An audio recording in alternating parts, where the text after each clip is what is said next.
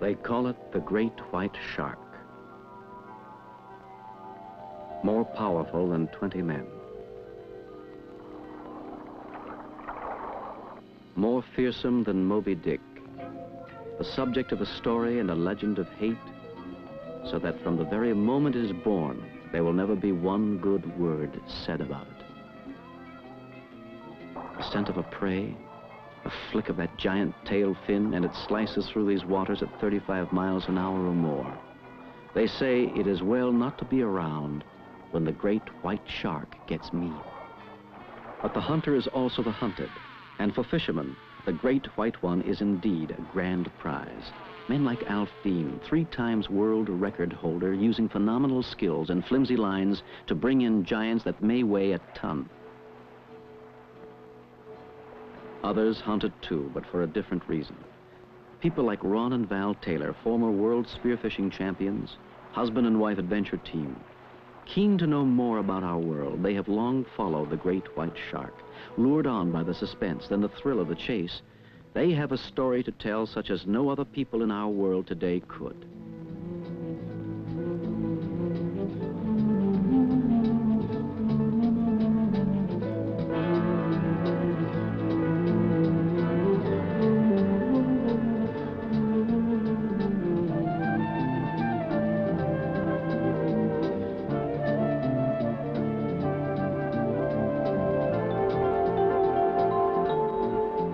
This is William Shatner. In a few moments, I'll be taking you along with Ron and Val Taylor to explore the tenacious world of the great white shark.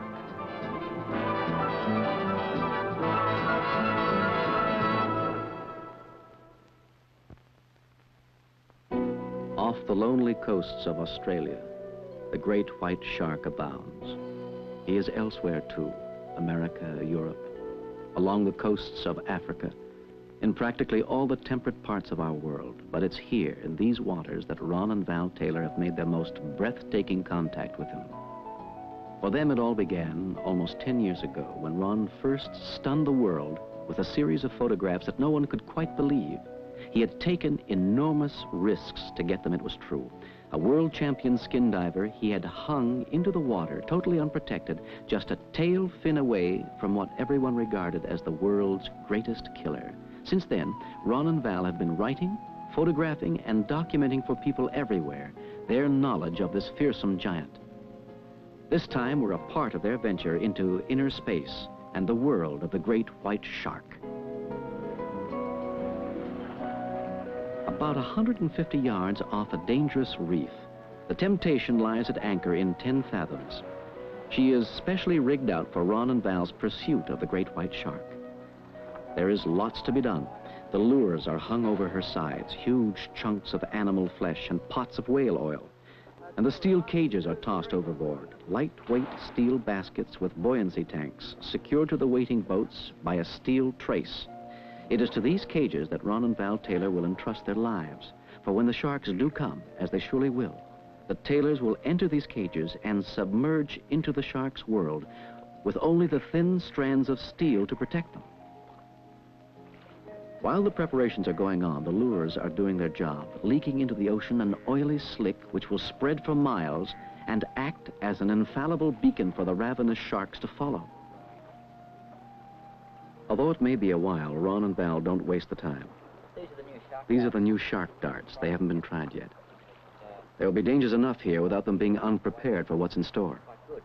It's a CO2 cylinder, and when you ram it against the shark, the needle goes in, punctures the cylinder, and delivers a lot of gas inside the shark.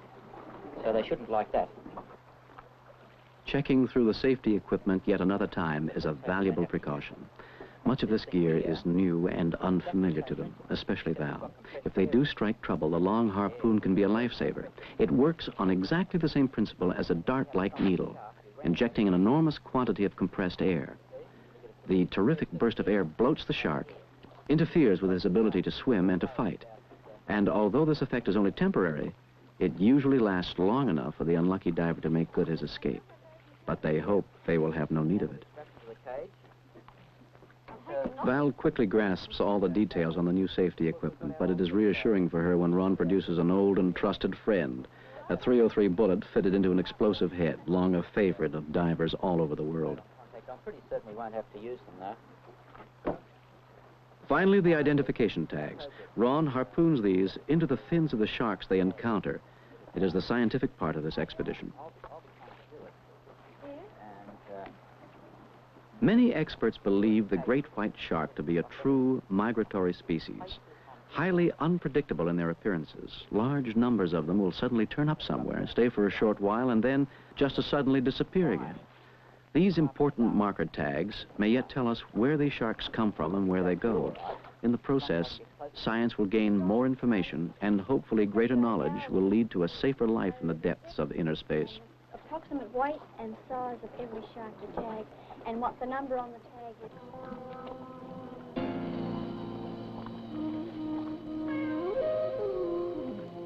The lures have worked. The great white shark is coming in. Mallory, quick, there's a shark! Where? Oh, I see. It always happens this way, so suddenly, so unexpectedly. Ron shouts some hurried orders. Get in the cages now. In spite of all the preparation, all the patience, all the waiting, when the big moment finally arrives, it seems no one is ever quite ready. There is no time for please and thank you. These come later. For now, it's get cracking and be careful. It's a man-eater.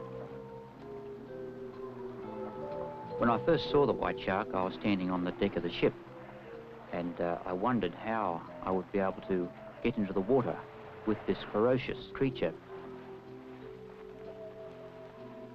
He keeps going at your propeller. Meanwhile, a second man-eater has joined the first. When aroused, they'll attack anything. Together, they lunge at the runabout in tow. Hey, there's somewhere better pull Rodney's boat up alongside. I thought the action's down there at his top. Hey, Rodney? Yeah, coming. Give us a hand.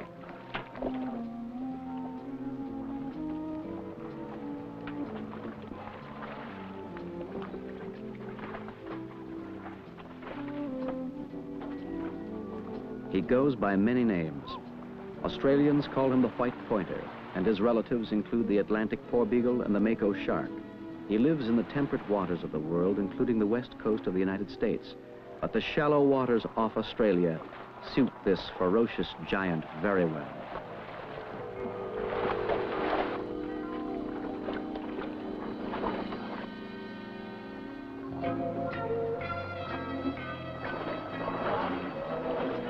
They're a bit shy now, so we'll float this out behind and he won't be so timid. Make it easier for him. Baits are cast to keep the monsters on hand for Ron's photography. An old plastic bottle acts as a float and holds the small pieces visible. These pieces are deliberately small. A hungry shark will be less inclined to swim away.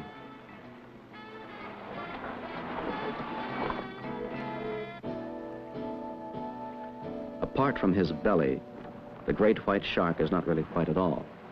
He is gray, although if he were coming at you, your mind would most likely be on other things than his color. If he does come at you, then you simply do not have a chance. Nature has seen to that. For he is armed with row upon row of triangular-shaped, sword-sharp teeth, all sloping backwards, so that once he is fastened on a victim, he finds it extremely hard to let go.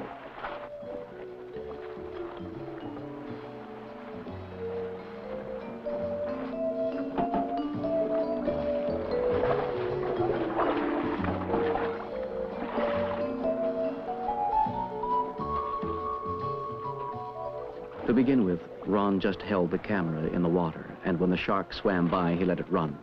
It was his first attempt at underwater photography on a shark, and whenever the shark came too close, he simply pulled the camera out of the water. But as time went on, he began to get an understanding of the shark, and found that the shark didn't seem to be able to make an instant decision. It didn't appear as if it could suddenly decide to bite on a certain thing.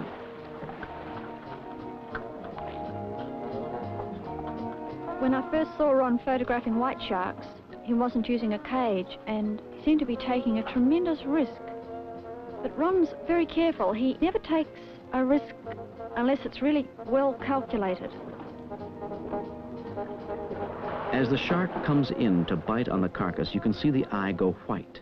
Some sharks have what you call a nictitating membrane, which is the third eyelid that comes over to protect the eye. But the white shark is without such a membrane. He simply rolls his eye back when he bites onto something because he has to whip his head from side to side so these big saber-sharp teeth can saw through bones and flesh.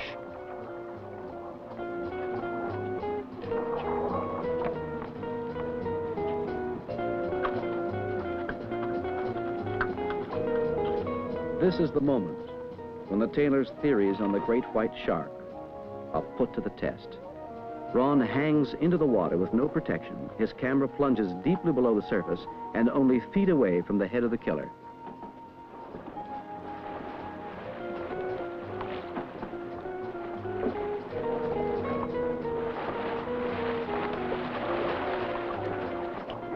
The white pointer's size is legendary, and is partly the basis for man's fear of him. His ancestors were huge, too, even bigger, 40 feet and more, and were the species which scientists believe fought to the death, the great sea monsters and dragons of 1,000,000 years ago. Ankle-strapped to save him from overbalancing, Ron again takes one of those terrible gambles that have made up most of his life. With only one shark, well, it's easy enough, but when two or more are there, anything could happen. In his mind, Ron recalls some of the dreadful attacks on man that have involved this brute over the years.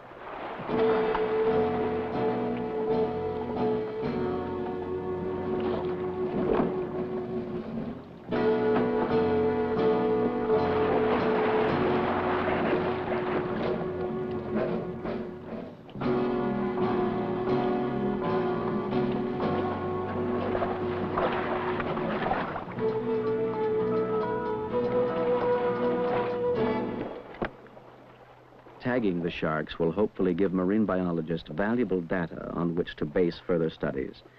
As Val says, it's incredible just how little is known about this important species. No one has ever seen a newborn great white shark. Man's best guess is that he starts out in life somewhere between 3 and 4.5 feet long. Then he grows about 2 feet every year. After 5 years, he will be mature and about 14 feet in length.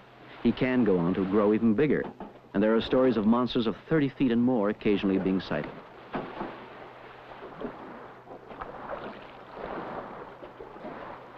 Now it is time, Val decides, for them to meet this great white giant on its own ground, the chilly waters of inner space. Wetsuits, safety equipment, cameras, all checked, all perfect.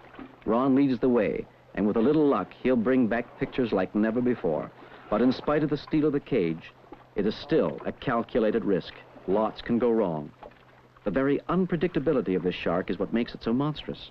Like the time it ravaged 5 people in 10 days off the coast of New Jersey, killing 3 of them in the space of just 1 hour. Practically no waters inhabited by the sea monsters have been spared an attack on an innocent victim.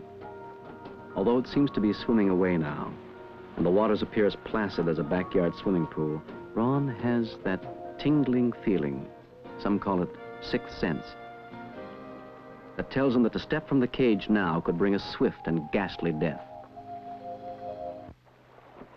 At first light of the next day, Ron and Val Taylor continue in their quest for knowledge about man's most feared, deadly enemy, the great white shark.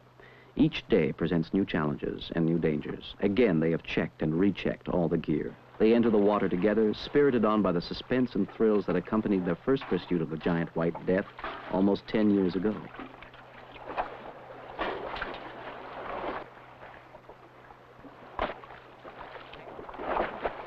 Val thinks of this animal as the most perfectly formed creature living today, who was only accidentally brought into contact with man. Science supports her view with proof, at least in part. To satisfy his seemingly endless appetite, he seeks out many species, including stingrays, dogfish, even other sharks. Some smaller fish, such as sardines, also appeal to him. He quietly trails schools of these small fish into bright, shallow waters close to land, the very same waters in which man loves to relax and swim and have fun. And so, as Val says, the white pointer, in search of his favorite fish dinner, is only accidentally thrown into contact with man.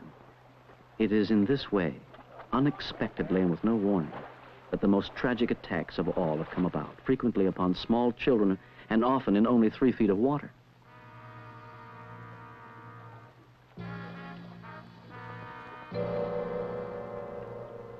It comes around again, testing the cage with its teeth.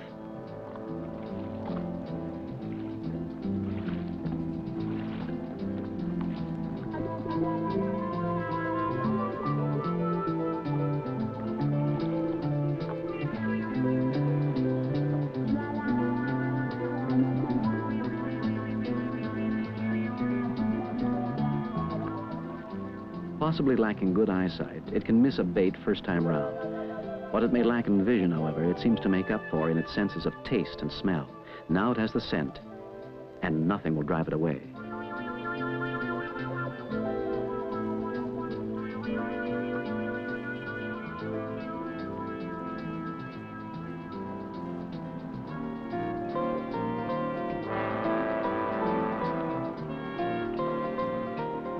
This is not the first time the Taylors have explored in this manner, and here at Dangerous Reef on 4 or 5 previous occasions, Val is convinced they have been face to face with the very same identical sharks.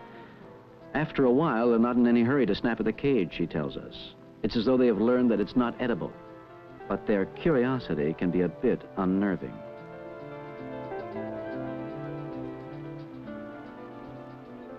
In spite of his size, he is from the fastest family of all the sharks, and some of them lunge at up to 35 miles an hour and with cat-like maneuverability as well. Wherever he may be in inner space, while he is there, he is the unchallenged master of all he surveys. The white death comes round again. This time he lunges, his teeth tearing into the bait. His body thrashes against the steel cage, and Val is thrown sharply against its side. How game she is, caught up here in a show of strength between man and beast. But this kind of courage seems to come easily to her, and has helped make her one of the world's champion women of the sea.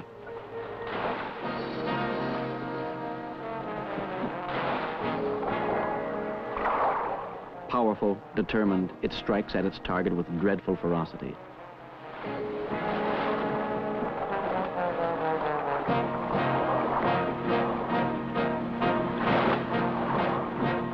Again and again it strikes.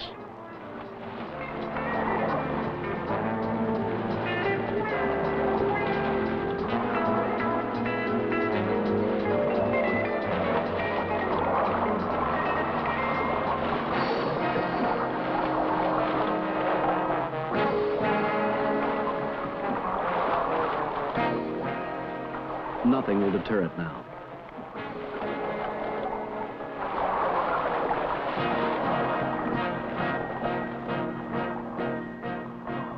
But this time it's in trouble.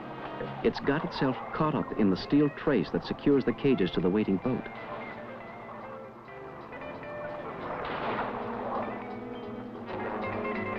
The continuous thrashing to get free only entangles it more. Like that other proud beast, the lion, the great white shark knows no defeat. But a wire around the tail of a shark is the same as a thorn in the paw of a lion. Even worse, because so great is his size and weight that he must constantly keep swimming in order to keep breathing. When he stops swimming, he slowly sinks. His moment has come, and the feared giant hangs helpless, unable to defend himself from even the tiniest fish of the sea. But no matter how bad its reputation may be, there is a bond that makes it impossible for divers to leave any sea creature in distress when it has been caused by man himself. Ron and Val know they must go to the aid of the shark. He offers no resistance to the Taylor's approach. To those of us watching safely from the edge of inner space, scenes like these seem unreal and almost unbelievable. Yet for Ron Taylor, this is not even the first time that he has been involved in dramas as unpredictable as this. He recalls an almost identical experience in these very same waters several years ago. A white pointer ensnared in the very same tow line, exhausted and dying, needing the help of man if it were to survive. Coincidence, perhaps, that it should all be happening again, or is it fate? Ron quickly discards these distracting thoughts to concentrate on the present and all its dangers.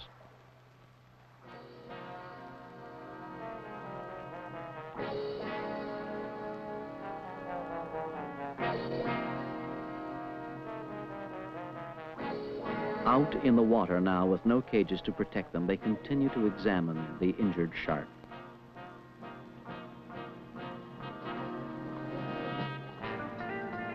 Arms stretched wide, Ron gets a rough guide to the size of the animal.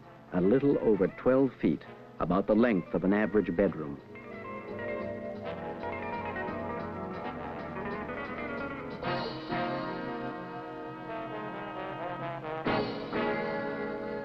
It moves, suddenly, unpredictably. The Taylor's hunch was correct. It's alive. It's alive, all right, alive and well, and with more than 1,000 pounds of body weight to make itself felt. There's need for great care now. It could destroy Ron and Val both at this moment, if it wanted to, if it were a true man-eater. Does it know, in some primeval way, that they mean him no harm?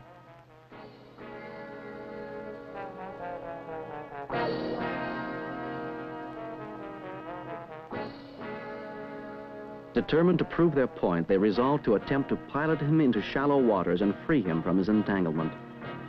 After all, they can only be right or wrong.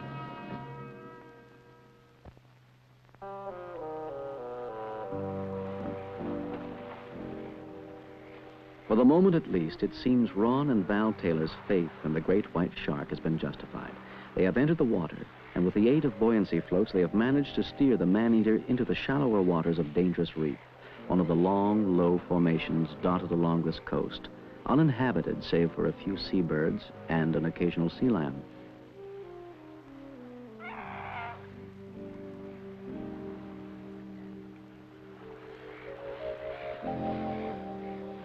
The grave risks they take are only too well known to the Taylors. Standing in even 3 feet of water, you are fair game for a shark attack. Not likely, it seems, from the specimen in tow, but from others passing who get the scent of man and fish. The sea lion can't quite believe it all. Manhandling the Maneater. Before untangling the exhausted white pointer, they tag it with one of the identification markers that will help chart its course, if ever man sights it again.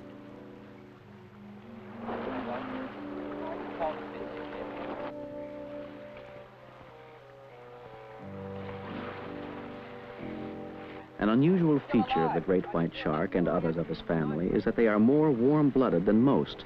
The body temperature of many sharks is the same as the surrounding ocean. Not so the white pointer, whose internal temperature is several degrees warmer than the surrounding sea. This extra heat is now known to be the secret of the tremendous muscle energy which leads to the great speed and power of the species. To check this out for science, Ron plunges a thermometer into the shark's body through a painlessly made incision in its flesh.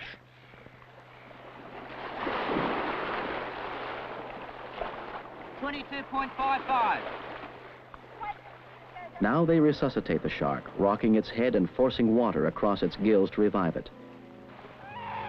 The sea lion rushes off to tell a tale no one will believe.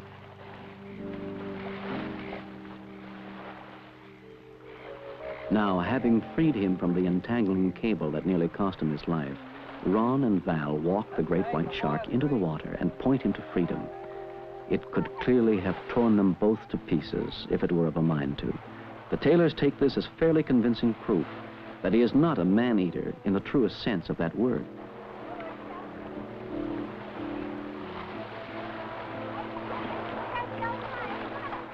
And so he swims away alone, unloved, and unwelcome. Is this a savage, premeditating killer lusting after blood as most people think? Or a big, dumb brute, blindly following its instinct as its ancestors once had to in order to survive?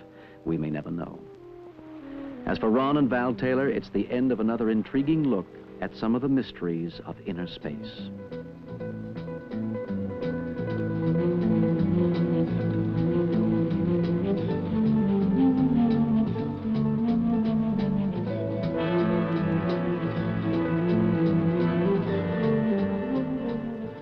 This is William Shatner. I hope you enjoyed this adventure with Ron and Val Taylor, and I hope you'll join us next time as we go exploring that undersea wonder world in the realm of inner space. All of the scenes in the foregoing program, whether actual or created, depict authenticated fact.